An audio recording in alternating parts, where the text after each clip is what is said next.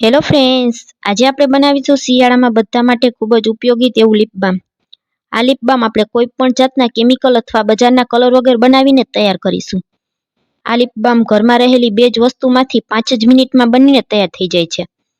તો લિપ બામ બનાવવા માટે સૌ પહેલા મેં તાજા ગુલાબને લઈ લીધા છે. ગુલાબને પાણીથી ધોઈ અને સાફ કરી લેવાના છે. આપણે લિપ બામ બનાવવામાં માત્ર 3 થી 4 ગુલાબની જરૂર પડશે. હવે ગુલાબની આપણે આ રીતે પાંખડીઓ કાઢી લેવાની છે. બધા ગુલાબની આ રીતે આપણે પાંખડીઓ અલગ કરી દેશું. અત્યારે શિયાળાની ઠંડીમાં બધાના હોઠ ખૂબ જ ડ્રાય થઈ જતા હોય, તો આપણે બજારના લિપ બામનો ઉપયોગ કરતા હોઈએ છીએ. બજારના લિપ બામમાં ખૂબ જ વધારે પ્રમાણમાં કેમિકલ હોય છે, તો આપણા હોઠ વધારે ખરાબ થાય છે. તો આપણે આ રીતે ઘરે કેમિકલ ફ્રી લિપ બામ બનાવીને તૈયાર કરી શકીએ છીએ. હવે ગુલાબની પાંખડીઓને આપણે મિક્સર જારમાં ઉમેરી દેવાની છે અને તેમાં 2 થી 3 ચમચી જેટલું કોકોનટ ઓઇલ ઉમેરી દેશું. ટોપરાના તેલને મેં ગરમ કરીને લીધેલું છે. અત્યારે શિયાળો છે તો તેલ ખૂબ જ ઝડપથી જામી જાય છે, તો આ રીતે ગરમ કરીને ઉમેરી દેવાનું. હવે તેને મિક્સરમાં પીસી લેવાનું છે. આ રીતે તેલ અને ગુલાબ એકદમ સરસ મિક્સ થઈ અને પીસાઈ ગયું છે. હવે આપણે તેને એક કોટનના કપડા ઉપર આ રીતે ઉમેરી દેશું. વાટકા ઉપર એક કોટનનું કપડું રાખી દેવાનું અને તૈયાર કરેલી પેસ્ટને આપણે તેમાં ઉમેરી દેશું. હવે રૂમાલના ચારે છેડા ભેગા કરી અને આપણે આ પેસ્ટને ગાળી લેશું. હાથની મદદથી આ રીતે આપણે તેને દબાવી અને બધી પેસ્ટને ગાળી લેવાની છે. તમે તેને ગળણીમાં પણ ગાળી શકો છો. હાથેથી વચ્ચેથી આ રીતે પ્રેસ કરતા જશું, જેથી કરીને રૂમાલમાંથી સહેલાઈથી બધી પેસ્ટ અલગ થઈ જશે અને જે ગુલાબનો પાંખડીઓનો ભાગ હશે તે રૂમાલમાં જ રહી જશે.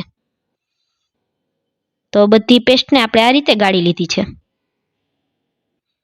તમે જોઈ શકશો એકદમ સરસ સ્મૂથ એવી પેસ્ટ ગળાઈ ગઈ છે.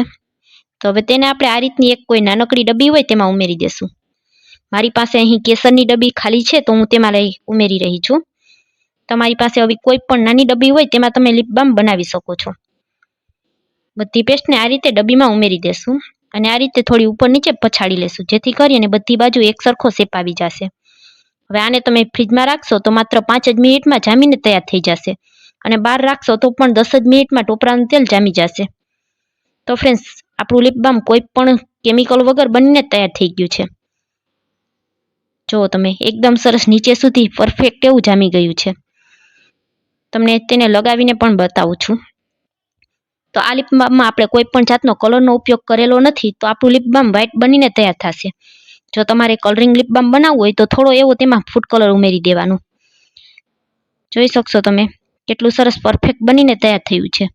તો ફ્રેન્ડ્સ, મારા આ લિપ બામની રેસિપી તમને સારી લાગી હોય તો વિડીયોને એક લાઇક કરજો, ફ્રેન્ડ્સ અને ફેમિલી સાથે શેર કરજો અને મને સપોર્ટ કરવા બદલ મારી ચેનલને સબસ્ક્રાઈબ કરજો.